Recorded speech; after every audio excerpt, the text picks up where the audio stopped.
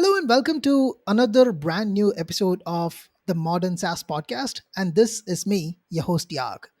In fact, over the last few weeks, we have been discussing different topics around sales. And for a change, we thought let's talk about customer success.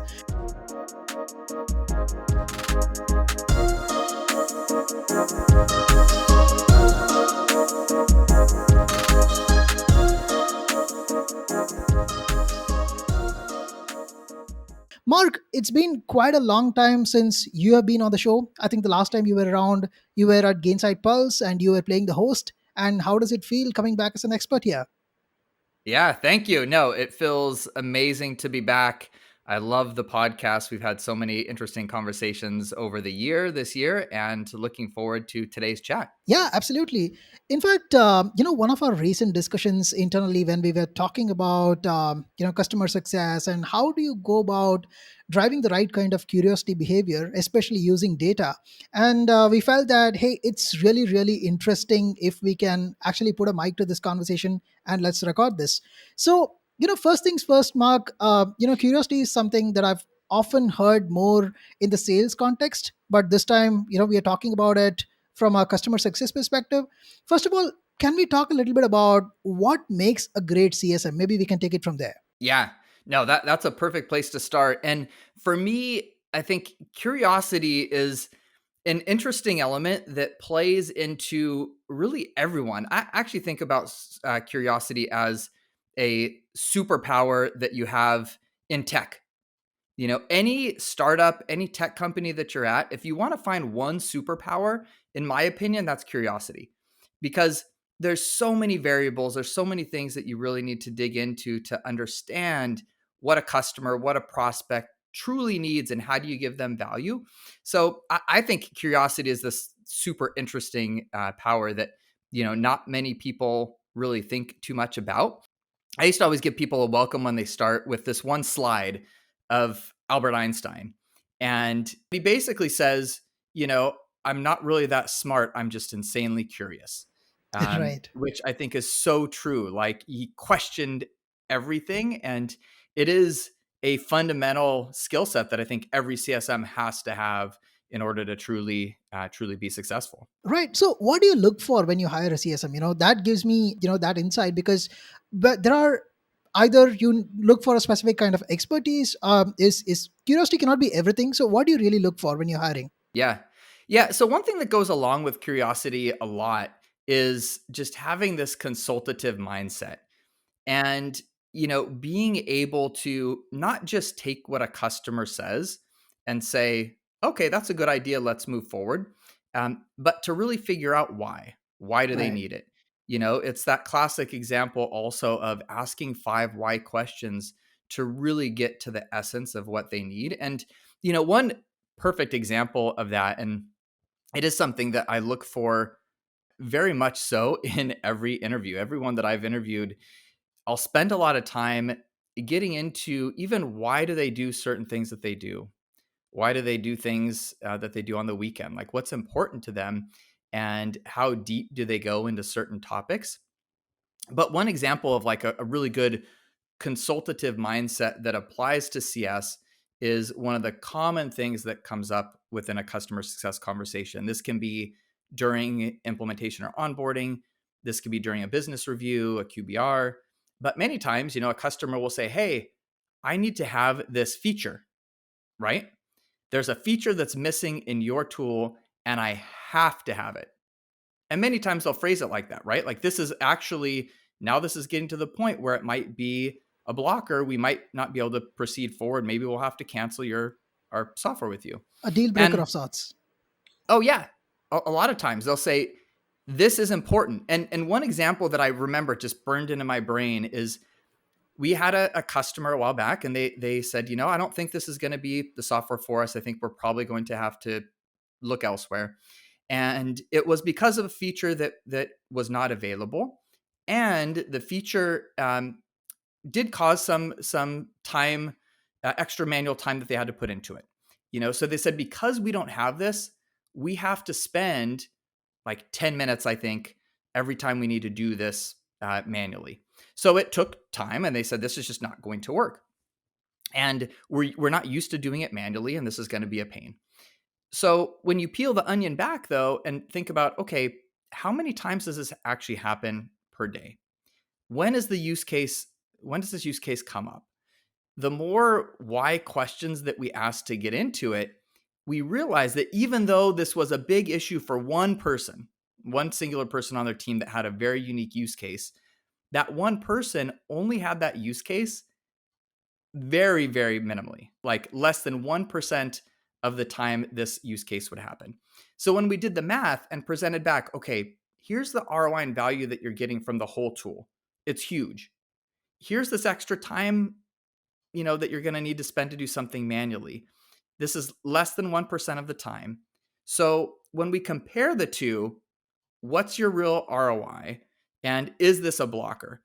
And when you use that kind of consultative mindset to really get into the weeds, to also figure out, to take it even a level deeper, the one person that it impacted was a lower level employee. Their hourly rate was a lot less than other people that were being not impacted by it. And again, you do all that math and you say, okay, yes, this seems like it's a big issue, but here's the real impact to your business, which is minimal. And it makes no sense to leave the tool just because of that, right? Yeah, that makes absolute sense, especially, if that person is not the key decision maker and not the core user, and all the more it makes a lot of sense. But when you were describing this, I also get this question in my head that, okay, let's look at this from a very typical CSM kind of a role, right? So I can understand what curiosity Yeah. means from a sales discovery aspect. You try to understand, hey, what's going on, why do you need this, why do you need this specific feature, so on and so forth. But when you go into, say, QBR or maybe a check-in conversation, how is that different there? What are you looking for there? Yeah. Yeah. So I think there's a lot that's actually similar, but there are a couple key things that are different. I think there is so much the same when it comes to sales and CS.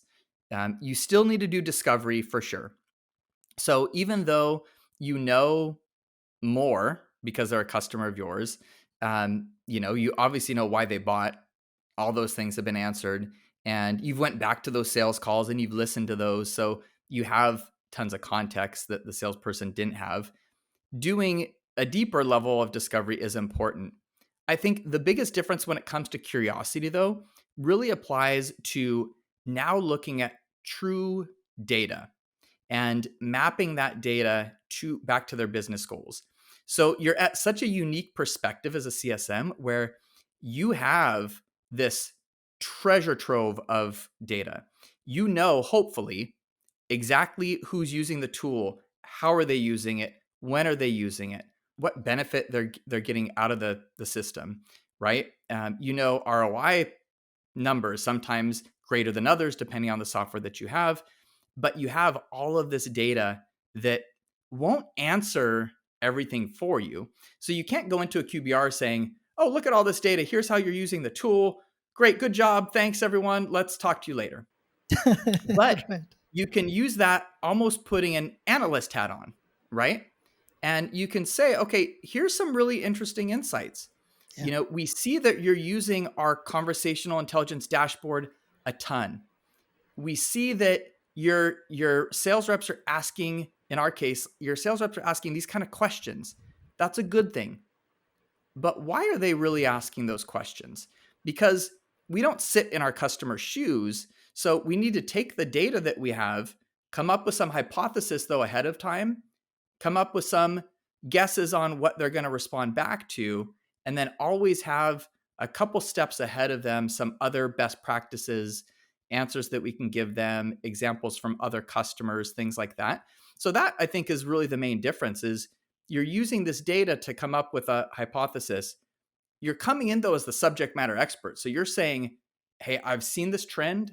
You're also doing a lot of trend analysis. Like there's almost a lot of statistical need, I think, that you have as a CSM, where you're doing some of this analysis and you're trying to come back to them with, here's how I've seen other customers that are really successful and how this plays out. Here's what I would suggest, but let's learn together. Let's partner. Tell me more about why are your AEs using this report? what are they really getting out of it? So you have a good ability to like point in the right direction and then ask really, really targeted questions from that then leads you to be able to provide a ton of value back to the customer. And again, be seen as you're the subject matter expert. You're providing them with best practices. You're providing them with benchmarks and other things that will help them to accelerate from there. A lot of what you said also reminds me one of your previous podcast episodes where you said that, hey, it's not about jumping in and talking about, hey, here's the product usage, here's what it is, but actually becoming that partner who will give them strategic advice and strategic inputs, saying that, hey, Yeah. this is how you can use the tool to accomplish X, Y, and Z. And this was also where you were talking about how you can actually get to a point where CS can be able to charge the customer for the value that they are offering. So ultimately, it boils down to Yeah. the value that you're able to offer in that minute, right? Yep. Oh yeah. No, I think a great CSM is coming in like a really expensive business consultant, Yeah, and you're coming in with, again, with a unique point of view because you see their data, their business goals already, and then you're mapping those together. Plus, you're pairing that with all the other customers that you have. So if you have 30 or 40 other customers in a similar vertical, you also have all of that knowledge. And if right. you think about just that piece, you're managing 30 accounts within one vertical. You really become an expert, and you see businesses that do well, you see businesses that don't do as well. And then you can tell your businesses that aren't doing as well, hey, here's what so and so has done on this other side that Yeah, really helped them achieve success. We can map that for you, right? So you are in this unique position where, with that data, that context, and other industry knowledge, you are coming in like a, very, again, expensive business consultant and providing a ton of value. right, right. Totally makes sense. And going back to the QBR discussion that we just had, let's also talk about what goes into the preparation getting into that kind of a call. Because at the end of the day, are we also thinking that, hey, these are the kind of inputs that I want to get from the conversation as well? Because sometimes it can be feeling like we are kind of having going all over the place. There are some insights that we are trying to share. There is also this overview, but I don't know if that's relevant for them. At the same time, Yeah. I also want to make sure that I want to retain this customer and grow this customer's account with me. So what are the kind of preparations that go into before you go into that QBR, or maybe even a check-in call that happens once a month or once a quarter, or those kind of stuff as well? Yep. Yeah. So I think the biggest thing in terms of preparation, and with a QBR, there is a ton of preparation that a CSM will put into it. I think you really do need to know their data and their business inside and out going into that. And like I mentioned before, have a good idea of what their response will be. So, for example, you see that there's low adoption in a specific part of your tool. You're going to bring that up. You're going to say, here's the adoption. Maybe here's adoption by person. There's a few outliers that are adopting it well, but most aren't. But then you really need to have your hypothesis set, though, because a QBR, or really any meeting with a customer, it shouldn't just be, here's some data, you're the customer, you figure out what to do with it. But it should be that partnership where you're saying, here's your data, here's some hypothesis I have on why. What do you think? Let's talk about that. Now, here's a suggestion I have to move forward and to gain more value out of this. Again, what's your feedback? So I think knowing that data inside and out is really key. Knowing, of course, your research on everyone on the call. And that's just like bare bones CSM work, bare bones sales work, right? You should know who's on the call, Yeah, what they do, how long they've been there, who they are, what their personality is, like all of that, just to build relationships. So there's a lot of that will go into it. I do think one kind of side offshoot of that, though, is one thing that is very important. You do all this preparation, you have, say, 5, 6 slides of a lot of rich data and insights. But if you go into the conversation with all this data and it's just a data dump, and it overwhelms people, you're really missing the point. So I think part of the preparation is just that, thinking of questions that you can ask that are going to clarify things for you, and have those written down ahead of time. Know exactly what you want to get out of those questions, what you think the response will be, what your subsequent response. It's like you're playing chess and you always want to be a couple steps ahead of Yeah. the customer because you want to add value. That's the key. And one thing that I always look at in a QBR is how much questions are customers asking, how much questions are CSMs asking, and really getting into detailed analysis around what that engagement looked like. Because with the right preparation and the right questions, it won't be just this data dump. You'll have a really good two-way strong conversation. Right. Interesting that you brought up this chess aspect and also asking questions, because, what I was trying to get through this was also trying to understand, are there any aspects that you're gauging to see whether, this customer is going to stay with us in the long term? Are there any signals that you specifically look for into that conversation that would say that, hey, because of X, Y, and Z, I need to put in a little bit of hard work through on these aspects to ensure that this customer is not churning? Are you Yeah. looking for those inputs as well? Yeah. Oh yeah. No, that's a great question, because it is so telling the types of questions a customer has, how many questions they have, to the longevity of their account. Yeah. And when you do have a QBR that there's a lot of insights, there's a lot of data, and you're just pouring on to that customer, here's all this interesting information, and they're kind of sitting back, not really asking questions, not engaging that well. That is a huge red flag that something is going on where they're not getting the right value. Yeah. So I do look at engagement during a call. How often is the customer speaking versus the CSM? Yeah. What's that balance and that ratio, right? That hopefully is kind of half and half, or better, it's about 60% on the customer and 40% the CSM. The CSM should be throwing that data piece out, throwing their suggestion out, and then sitting back and just listening and listening and listening. That should be the key, the key attribute that they have during a CSM or during a QBR. So yeah, I look at a lot of cues in terms of how they engage, what questions they ask, how many questions they ask, and that is a key indicator if there's a potential churn that might be coming up or not. Yeah, that's awesome. I would like to share one small experience that I learned in the when I joined Avoma and I was using these listening ratios. And to me, I was like, hey, the recommended range is 40 to 60, where you're talking 40% of the time, listening 60% of the time.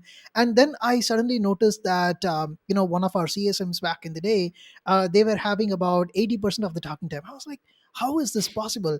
And then when I went in and I try to understand what are the kind of calls that they were having, it was more of onboarding calls where they were taking the new customer through the product and telling them how to set up Yeah. and things like that. So yeah, sometimes it's all about context, but I think, yeah, definitely it makes a lot of sense. It's always about context and the type of call, for sure. With a QBR, it really should be a two-way street, a lot of discussion. But even with the training, though, that is one thing that I still challenge people on. It's very common in a training to have it be 90%, almost 100%, the trainer, the CSM, onboarding and training people. Yeah. And of course, it depends on how big the audience is. If you're training a team of 100 people, you don't want 100 people all opening their mic up and having questions. Right. But if it's a training with a small team with 5 or 10 people, I still actually think that ratio shouldn't be 90-10. It should be more like 70-30. And what you need to do is you need to do a better job as a CSM, not just pushing data. Here's how to use this feature. Click on this, do this, click on this, do this. Okay, now go here, click on this, do this. Instead, say, hey, everybody, I'm going to show you this feature here around this one part of our product. It's a playlist. But first, let me ask you all, how did you get onboarded at that current company? And if you had a list of past calls to go back and listen to, would that be helpful in your job? So even in a training scenario, before you jump into the actual feature you want to show, ask a couple questions around how would they see that in their day-to-day life. Yeah. because a 30-minute training, in all honesty, can be pretty boring. You're watching Yes. someone just click around. So if you can get them to shift their mindset and see the feature through their day-to-day work, that's where I think the training will be effective. But you only get there by asking the right questions and engaging with them kind of early on. So that's still one thing I think most people could do a much better job on, and have a different talk ratio. No, absolutely love this. And in this conversation, this phrase is going to stick into my head for a long time to come. Saying, looking at somebody clicking around, yeah, that's absolutely on point. But one of the things that I've observed in our internal conversations is that you always tend to bring up this quote where you talk about not all questions are made equal. I would like to dig deeper into that, and maybe for all of us here to listen, what do you really mean, and how does it help in the context of building this relationship and trying to get the right kind of information in a typical review call? You know, topic all questions are not created equal is such an interesting one, because I think a lot of times you'll look at a call and you'll say, okay, how many questions did the CSM ask? How many questions did the customer ask? And you'll look at those talk ratios and you'll think, oh, everything is fine, right? The CSM actually asked 10 questions. The customer asked a bunch of questions. There was an even talk time. Great. Well, it's another example of like peeling the onion back and seeing what were the questions that were really asked, and how important are they in a couple things, either building a deeper relationship, or how important are they in terms of just driving the right business outcomes back to the customer. And when you think about it and you start to look at what those questions actually are, I think it's super interesting. And one real life example that came up a while back is, I was looking at the team and I was looking at the aggregate of what the top questions are that we have. And, I was hoping it would be, something around business of business goals. I was hoping there was some questions that were around like ROI and use case and things like that. The top one, and a lot of times there's just these like small talk questions that come up, and they come up often. And small talk is not bad, but again, there's varying degrees of small talk. So I always say, if you jump on a call and the first question you have is, hey, where are you calling in from? Oh my God. That is the biggest failure that you can ever have.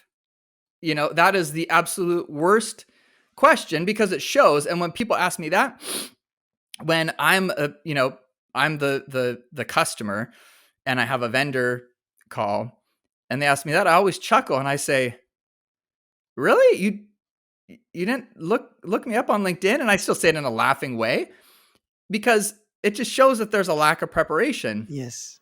for that. And it shows that you're not doing the diligence that you should, because I think we live in a world where you have so much data at your fingertips.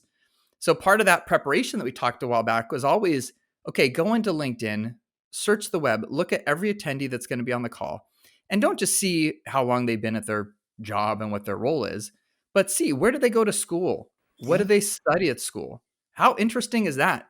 So I always love to start a call and say, oh, hey, Lisa, looks like you went to school and you studied art history and now you're in RevOps. That's super interesting. We won't cover that today in the QBR, of course. But later on, I'd love to know, like, how did you make that bridge? What made you jump into RevOps from a art history background? Like, and find something that's important to you that you truly love, because that's the goal. Like, people can smell BS from a mile away. And I always hate when someone comes on and they'll, oh yeah, I see you did this and that. That's cool.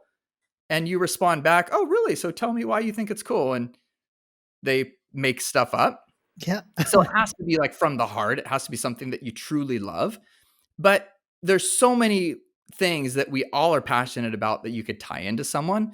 So, when I look at questions and like all questions are not created equal, I always try and make sure, are we adding value with the question and the conversation? Are we making a true deep connection with people? Or are we just filling it with, yeah, where are you from? Or the classic second worst thing that I hate to hear is, what's the weather there? Like, you didn't see the weather app, and what's going on in my region? You should know. You should say, hey, yeah, I see you're in Seattle, and it looks like it's raining there, and it's been raining for the last 20 years straight. Ugh, how do you love that rain?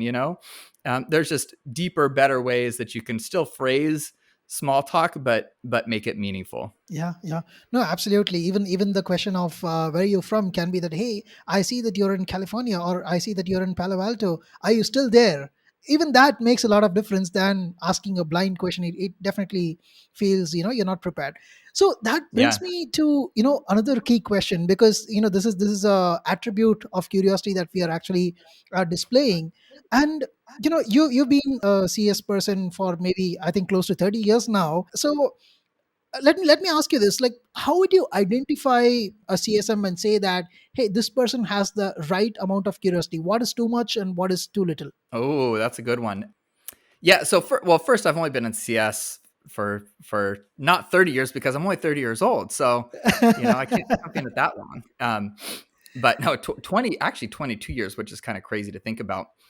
I think you of course need to have a balance. You're right.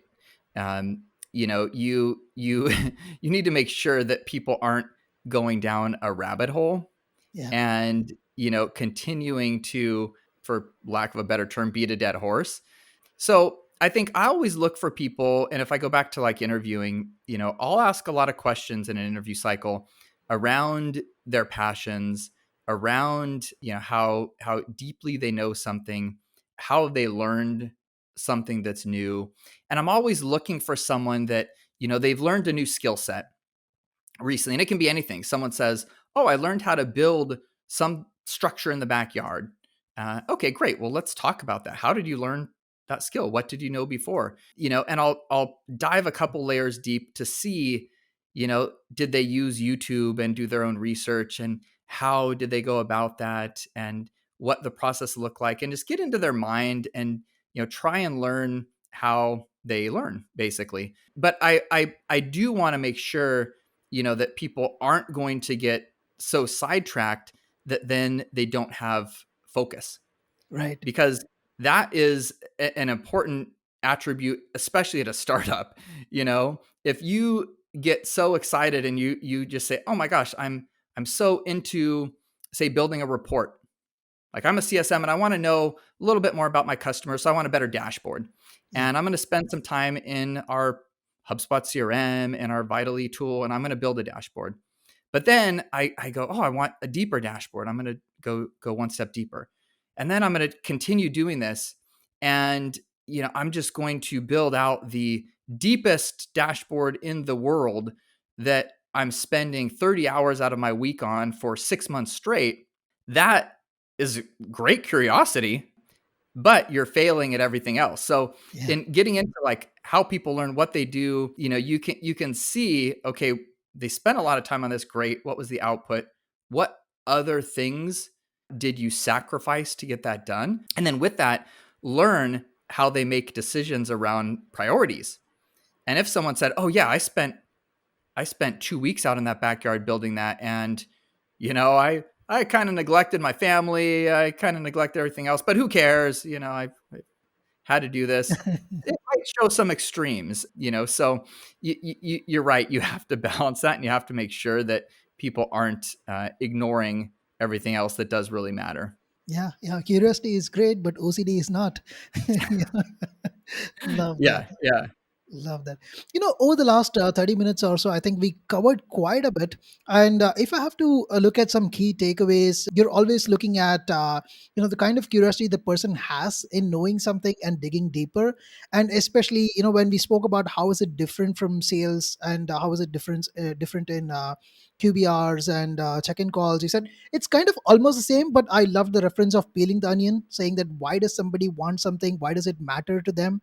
And ultimately we also spoke about, it's not just about making sure that there's enough conversations on both sides, but the question should be right, it should make sense, and it should be contextual. You also showcase some amount of preparation, that whom you're talking to, and it's not like you're just showing up and winging it. And finally, I loved the aspect where he spoke about, yes, while you have this curiosity, there needs to be a right balance and you need to be able to prioritize. So did I miss anything from our conversation today? No, I think you summed it up super well. Awesome. So, any last words of wisdom that you want to share with our audience today? Because I think we covered quite a bit, but it would be nice to take a final nugget that people can remember. Wake up every day, stay super, super hungry, stay hungry and stay curious, and chase after something new. Like try and really have that mind where you're learning something on a daily basis. And another thing that I tell my team consistently is, you don't need to change things overnight. You don't need to have a 10% increase in, your health score of your customer in one day. 1% though is what you need. And I think people that do well as CSMs do have that consultative mindset. They're super curious, but they also are kind of lifelong learners. And again, this applies to actually everyone in tech, in my opinion, anyone at a startup, especially. If you can learn something every day, if you can make your calls 1% better every day, that 1% over a span of 365 days, over a span of 10 years, that's what makes the difference.